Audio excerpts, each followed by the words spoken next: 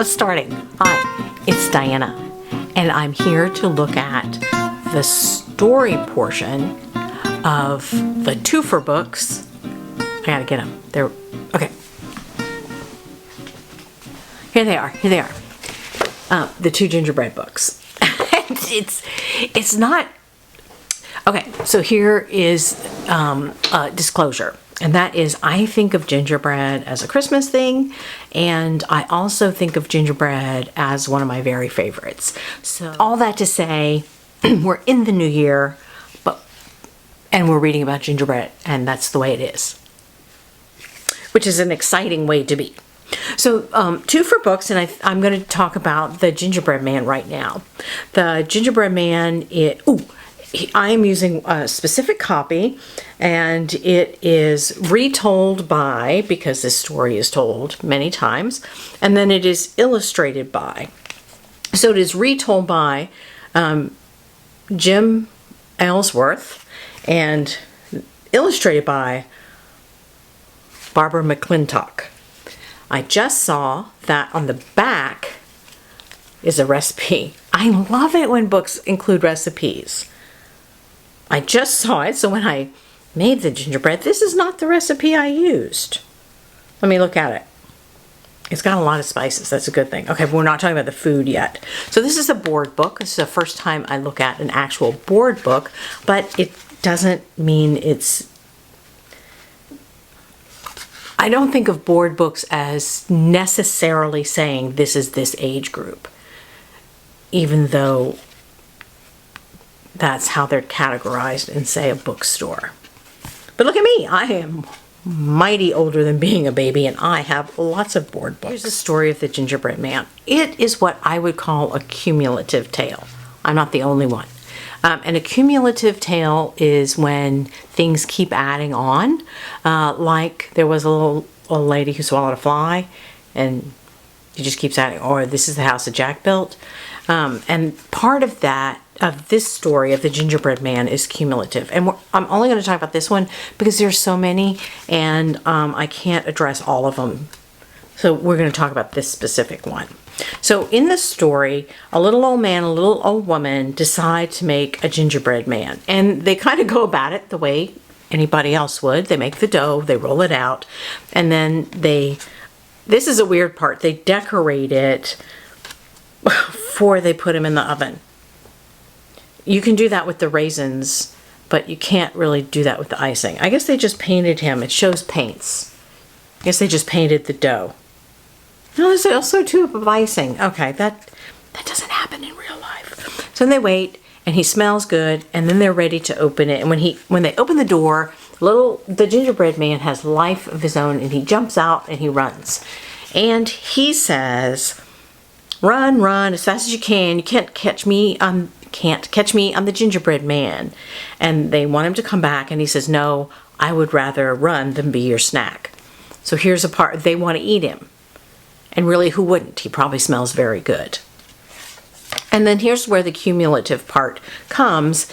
And he taunts everybody. The little gingerbread man, he's so very sure of himself. He taunts everybody. So when he comes next to a butcher, he says, "Run, run as fast as you can. You can't catch me. I'm the Gingerbread Man. I ran from my husband. I've run from the wife, and I'll run from you too. I can, I can."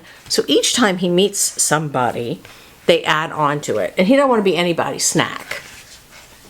Another thing interesting about this is that the animals are dressed as people. I can't think of what that's called. I might look it up and put the word of what that's called. And everybody's running after him, though, yeah. So here we have a cow running after him, the butcher, and then the husband and wife. And he meets a pig or a sow, and she runs after him too. And the last creature he meets is a fox. Now the fox seems very disinterested. And the Gingerbread Man says his cocky little thing about how he can run from everybody. I can, I can. And the fox says, "What? I can't hear you." And then he says it again. And coming around the bend, all the ones who want to eat the Gingerbread Man. And he's a little bit trapped between the fox and all the ones. And in that moment of indecision and worry, look at his little face. Indecision and worry. The fox eats him.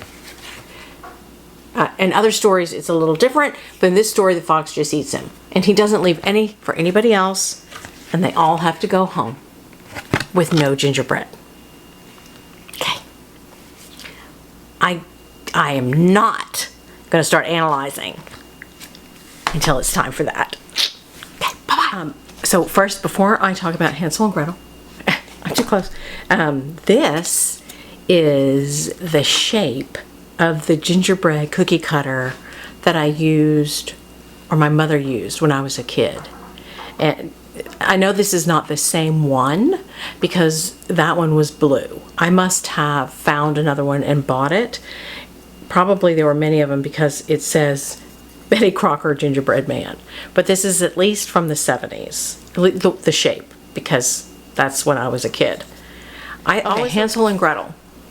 So Hansel and Gretel, and I'll talk about the similarities between the two books, is also, I guess this is a similarity, I'm saying also, told many times. So the, what do you call it? The author is, in this book, is listed as the Brothers Grimm. So it's not as told by, it's the Brothers Grimm, who collected fairy tales. As far as I remember, they didn't write them. Pictures are by Eloise Wilkin. This is not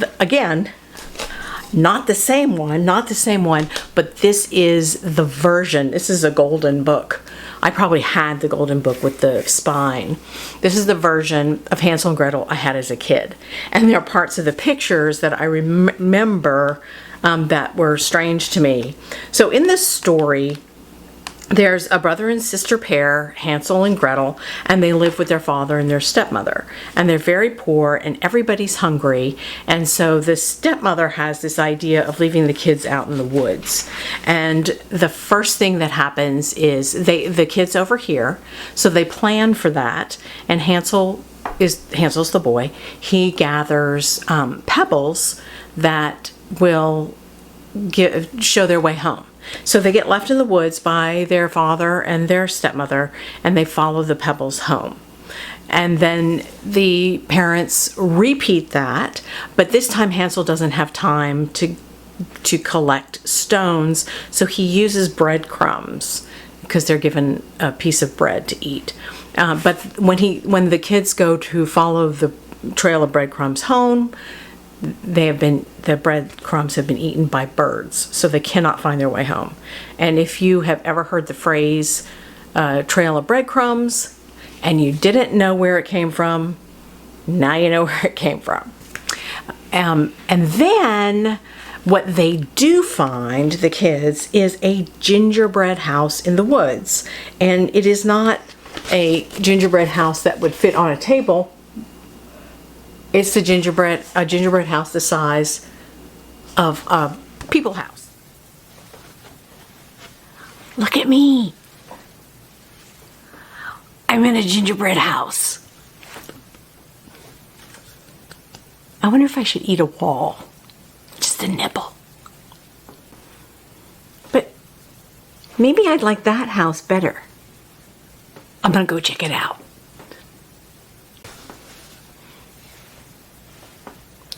This one is very pink and kind of frothy. I like it too.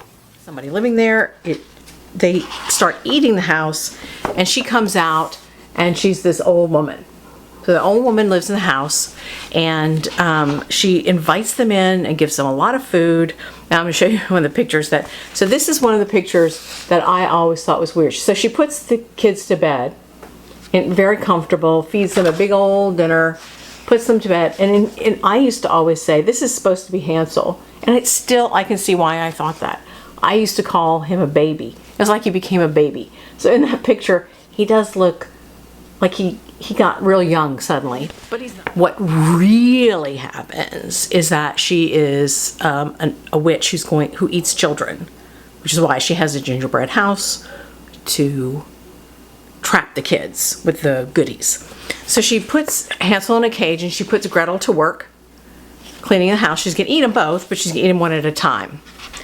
Hansel's in a cage, but when she can't see that well, so she asks him to stick his finger out so that she can feel it to see how fat he's getting. Because instead of sticking out his finger, he sticks out a bone, so he doesn't get any fatter. Or he doesn't seem to get any fatter. Eventually, the witch is tired of that. She wants to eat him anyway. So she makes this. I'm laughing because it's horrific. She makes Gretel prepare to cook her brother. She's got to get the fire going and the water. I'm laughing. It's not funny. It's not funny. So what the witch says is, I don't know if the oven's hot enough. Climb in and check it. Okay. Who checks an oven that way? And what the witch is going to shut the door and cook Gretel too. What Gretel says is, I don't know how to do that. How can I do that? And the witch is like, you're so stupid. Let me show you how. And she sticks her head in, and Gretel pushes her in and shuts the door. And then that's the end of her. And she lets Hansel out, and they try to find their way home. And it just so happens that while they're looking for their home, their dad is looking for them. And with the jewels that they brought from the witch's house, they were able to live comfortably and happily ever after. This is a final picture. The other thing another thing that I thought was strange. They're feeding the birds, and if you can, I don't know if you can see them. Maybe I'll put a still in here.